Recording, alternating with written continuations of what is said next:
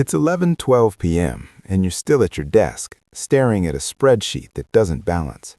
You work in compliance for a mid-tier financial firm. Your job is simple in theory: flag anomalies, write reports, escalate risks. Most days, risk means a mislabeled transaction or a missing signature. Tonight, it means a transfer that shouldn't exist. The number isn't what bothers you. It's large, but you've seen larger. It's the pattern. 12 transfers, each routed through different shell companies across 6 jurisdictions, each timed within seconds of one another, each perfectly structured to avoid automated flags. Someone designed this to be invisible. Someone failed. You hover over the escalation button. If you file it, it goes to your supervisor. Your supervisor forwards it to legal. Legal decides whether it's worth notifying regulators. That process takes days. Whoever moved this money planned for days. You open the transaction logs again. You trace one path manually, then another. It takes you 30 minutes to realize all 12 paths converge into a single endpoint account that was opened less than 48 hours ago. No history, no owner you can verify, no reason it should exist. You shouldn't go further. That's the rule. You document, you escalate, you stop. You don't stop. You pull additional logs you're not technically authorized to access. You tell yourself it's still within the spirit of your job. You follow the endpoint account backward. It's not just receiving money, it's sending it fast. Fragments are already leaving, dispersing again across dozens of nodes. Whoever controls this account is actively moving funds right now. You check the timestamp. The last outbound transfer happened 9 seconds ago. You don't think, you act. You freeze the account. It's a single command buried 3 layers deep in a system most employees don't even know exists. You were shown it once during training as a theoretical emergency measure. Freezing an account requires justification, paperwork, oversight. You have none of those things. You execute it anyway. The system prompts you, confirm. You confirm. For a moment, nothing happens. Then the outbound transfers stop. The flow halts midstream. You've cut a live wire. You sit back, heart racing, and realize you've just interfered with something deliberate, precise, and likely dangerous. Your phone rings. It's not your supervisor. It's not a number you recognize. You let it ring twice, 3 times. On the 4th, you answer. You froze the account. The voice is calm, neutral, almost bored. No introduction, no question. You don't respond. You had no authorization to do that, the voice continues, but you did it anyway. That means you either don't understand the consequences or you understand them perfectly and chose to act. You swallow. Who is this? That's not relevant to you yet. What's relevant is that in the last 45 seconds, 3 separate entities have attempted to reverse your action and failed. That shouldn't be possible. It means you're either very lucky or very capable. I'm reporting this, you say, even as you know the words sound hollow. No, you're not. If you report it, you lose control of the situation. If you lose control, the money moves again. If the money moves, people die. The line goes silent for a moment, letting that settle. You have exactly 2 minutes before the first override succeeds, the voice says. You can release the freeze and pretend none of this happened, or you can hold it and become part of what happens next. Who are you? You repeat. Someone who needs to know what you're going to do. You look at the screen. The account is still frozen. The outgoing queue is stacked with pending transfers, each one waiting for release. You think about the process, the rules, the safe path. You think about the precision of what you saw, the coordination, the timing. This isn't an error, it's an operation. If I hold it, you say slowly, what happens? You make enemies you can't name. You step into a problem you can't report, and you don't get to step back out. And if I don't? Then you go home, finish your report, and never know what you stopped or enabled tonight. You check the timer in your head. Less than a minute left. You've spent your career avoiding decisions like this, minimizing risk, escalating responsibility, letting systems handle consequences. The system isn't here right now. You are. I'm holding it, you say. There's a pause, not surprise, assessment. Good. Now we work. The next 20 minutes move faster than anything you've ever experienced. The voice guides you through locking additional layers, rerouting system permissions, creating justifications that will delay internal overrides without triggering alarms. You don't fully understand how they know your system this well. You don't ask. At one point, you hesitate. This is illegal, you say. Yes, so is what you stopped. You keep going. By the time it's over, the account is isolated. The funds are contained. The override attempts have stopped. Stand up, the voice says. What? Stand up, leave your desk, and walk to the elevator. You glance around. The office is nearly empty. A few late workers, heads down, unaware. Why? Because if you stay where you are, this becomes an internal incident. If you leave now, it becomes something else. You hesitate again. Every instinct tells you this is wrong. You made your choice when you froze the account. Everything after this is just following through. You stand. You grab your jacket, your phone, nothing else. You walk to the elevator, press the button, and step inside. Ground floor, the voice says. You don't ask how they know where you are. When the doors open, a man is waiting. Mid-40s, plain suit, no expression that stands out. He doesn't introduce himself. He just nods once. Come with me. You look back once at the office, the life you understand, the rules you know. Then you step forward. Outside, a car is waiting. You get in. The man hands you a folder. Inside are printed screenshots of the transactions you just froze, annotated with details you didn't have access to. Names, dates, coordinates. At the top, a single line. Operational casualty projection, 312. You stopped that, the man says. You stare at the number. What was it? Funding for a coordinated series of events, he replies. The specifics aren't important right now. What's important is that you saw something you weren't supposed to see, and you acted. And now? Now we find out if that was a mistake. The car starts moving. You don't go home that night. You don't file a report. By morning, your access credentials are revoked, your desk is cleared, and your name is removed from internal directories. Officially, you don't work there anymore. Unofficially, you've been moved into a system that doesn't acknowledge itself. They don't call it anything at first. No agency name, no department, no structure you can recognize. Just tasks, controlled environments, questions designed to test not what you know, but how you decide. They give you scenarios that mirror what happened that night, then twist variables. What if the funds were smaller? What if the projected casualties were uncertain? What if freezing the account triggers a larger chain reaction? They watch how you weigh risk against consequence, how quickly you act, how much uncertainty you tolerate. You realize they're not training you to follow rules, they're training you to operate without them. Weeks pass, maybe months. Time becomes less defined. You move between locations that don't exist on maps, working with people who never give you their real names.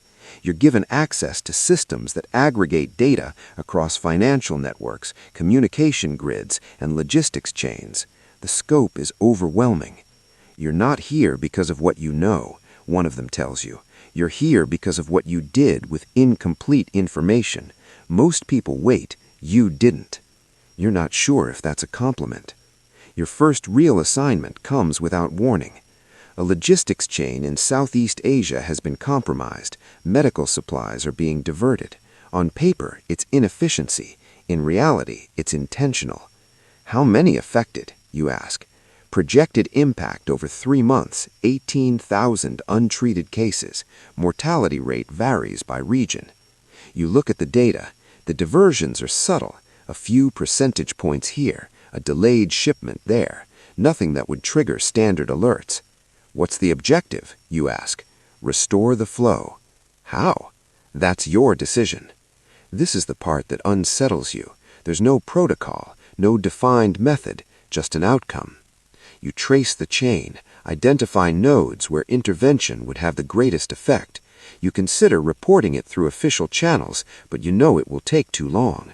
You consider direct disruption, but that risks exposure. You choose a third option.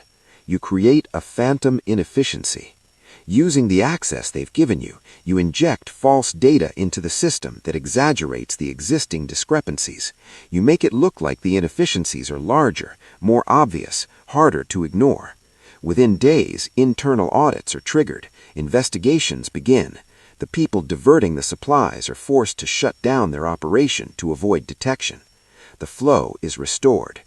Effective, your handler says, but you escalated visibility. That carries risk. What kind of risk, you ask? Attention. You solved one problem by making it harder to hide the next one. You nod. Every solution creates new variables. That's the pattern. Years start to layer over each other. You move from financial anomalies to communication intercepts, from logistics to influence operations. You learn how small interventions can redirect entire systems. You learn how to operate in the spaces between jurisdictions where authority is unclear and accountability is optional. You also learn the cost. There's a mission where you choose not to act. The data is incomplete, a potential threat but unverified. Acting on it would require disrupting a network that supports legitimate infrastructure. You decide the risk of false intervention is too high. You wait for more confirmation. The confirmation comes 2 days later, after the event has already occurred. Casualties?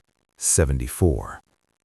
You replay the decision over and over, the variables, the probabilities, the thresholds you set. You realize there's no version of this work where you don't carry outcomes like this. You can't optimize for zero failure, your handler tells you. You can only decide which failures you're willing to live with. You're not sure you agree, but you keep working. As you rise, if that's even the right word in a structure without ranks, your scope expands. You're no longer just responding to anomalies, you're anticipating them, modeling potential threats before they materialize, recommending interventions that shape events weeks or months in advance. You begin to understand the scale of what you're part of. It's not an agency in the traditional sense. There's no charter, no oversight committee, no public mandate. It exists in the gaps between institutions, drawing from them without belonging to any of them. Governments know pieces of it exist, but not the whole.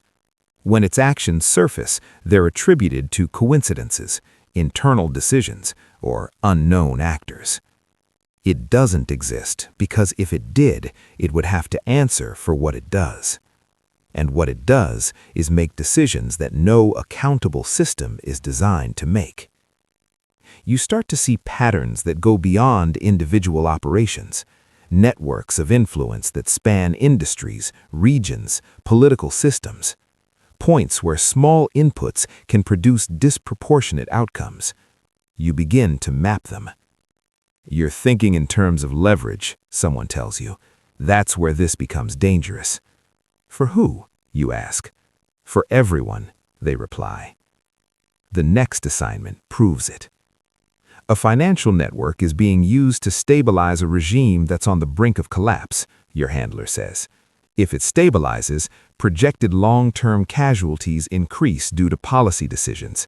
If it collapses, short-term casualties spike due to unrest. You look at the projections. There's no good outcome, just different distributions of harm. What's the objective, you ask, even though you already know the answer? Minimize total impact. Over what time frame, you want to ask, under what assumptions, based on whose values? You don't ask. You know there won't be a clear answer. You model scenarios, intervention points, financial pressure, information leaks, targeted disruptions. Each option shifts the timeline, redistributes consequences. You realize you're not choosing between right and wrong. You're choosing between different shapes of wrong. In the end, you choose to accelerate the collapse. You justify it with numbers. long-term projections, reduced aggregate harm. It's clean, analytical, defensible in a vacuum. The reality isn't clean. The collapse triggers unrest exactly as predicted. Infrastructure fails, supply chains break. The casualty numbers climb quickly, then stabilize, then begin to decline as a new system forms. The long-term projections hold. The total impact is lower than the alternative. That doesn't make the short term any easier to carry. You made the correct decision, your handler says. You don't feel correct. Time continues to compress. Missions blur into each other. Decisions stack, each one building on the last. You become more efficient, more decisive, less hesitant. You also become more aware of how little control you actually have over the full system. Then, one day, you see something familiar. A transaction pattern. 12 transfers, structured to avoid detection, converging on a newly created endpoint account. For a moment, you're back at your desk, staring at that first anomaly. The same tension, the same instinct. Do you see it? Your handler asks. Yes. Do you understand it? You trace the paths, the sources, the destinations. You pull additional data, cross-reference with other systems. The scale is larger this time, more nodes, more complexity. Yes, you say slowly, I understand it. And you hesitate, because this time the pattern doesn't lead to an external threat, it leads inward. The endpoint account is linked, indirectly but unmistakably, to operations you've been part of. Funds being moved through channels you recognize, structured in ways you've used. What is this, you ask? An operation, the handler replies. Whose? A pause. Ours. You feel something shift. What's the objective? Containment of a developing threat. What kind of threat? Internal. You look at the data again, the flow of money, the structure, the timing. It's precise, efficient, designed to avoid detection. Designed by people like you. What's being contained, you ask? Information, the handler says. Exposure risk. You understand now. The operation is not just about moving money. It's about controlling who knows what and when. It's about preventing something from surfacing. Who authorized this, you ask? Authorization is not structured the way you think it is. That's not an answer. You think about everything you've spent making decisions in the dark, justifying them with outcomes you can only partially see. Now you're looking at evidence that the system also protects itself. What's the projected impact, you ask? Minimal, if the operation succeeds. And if it doesn't, exposure, disruption, loss of operational capability. And casualties? A longer pause this time. Indirect, the handler says, difficult to quantify. You know what that means. You're back at a decision point. Incomplete information, high stakes, no clear right answer. What are my options, you ask? You can let it proceed, or you can intervene. Intervene how? That's your decision. The same words from your first assignment, the same absence of guidance. You look at the account. The transfers are active, moving in real time. You could freeze it, just like before. You know how. You know what it would do. It would disrupt the operation, force it into the open, create ripple effects you can't fully predict. It would also mark you. You think about everything you've done in this role, the lives affected, the system shaped, the decisions justified with outcomes you can only partially see. Now you're looking at evidence that the system also protects itself. What's the projected impact, you ask? Minimal, if the operation succeeds. And if it doesn't, exposure, disruption, loss of operational capability. And casualties? A longer pause this time. Indirect, the handler says, difficult to quantify. You know what that means. You're back at a decision point. Incomplete information, high stakes, no clear right answer. What are my options, you ask? You can let it proceed, or you can intervene. Intervene how? That's your decision. The same words from your first assignment, the same absence of guidance. You look at the account. The transfers are active, moving in real time. You could freeze it, just like before. You know how. You know what it would do. It would disrupt the operation, force it into the open, create ripple effects you can't fully predict. It would also mark you.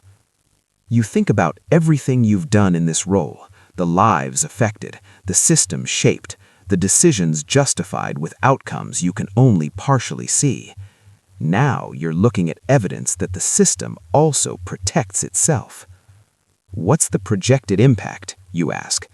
Minimal, if the operation succeeds. And if it doesn't, exposure, disruption, loss of operational capability. And casualties? A longer pause this time. Indirect, the handler says.